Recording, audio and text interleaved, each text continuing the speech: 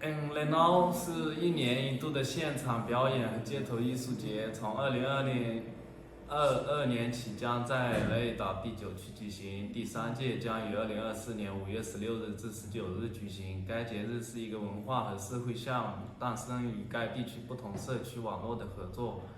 并得到了其协会和邻里结构的坚定参与和协作。2024年的版本将提供为期4天的街头节目，将专业的现场表演、戏剧、音乐、马戏运动、木偶与社区表演相结合。这些表演是由全年和各种集体和社区一起举办的研讨会和活动产生的区域。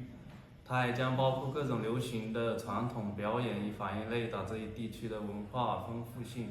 此外，它还将具有包容性的表演和空间，以确保所有声音和观点都能得到体现。总共有50多个艺术提案，所有表演都是免费的，并将在雷达第9区的不同地点举行，其中包括了马里奥拉、布罗德格拉登和布洛斯欢格拉斯社区，主要是在其广场街道上。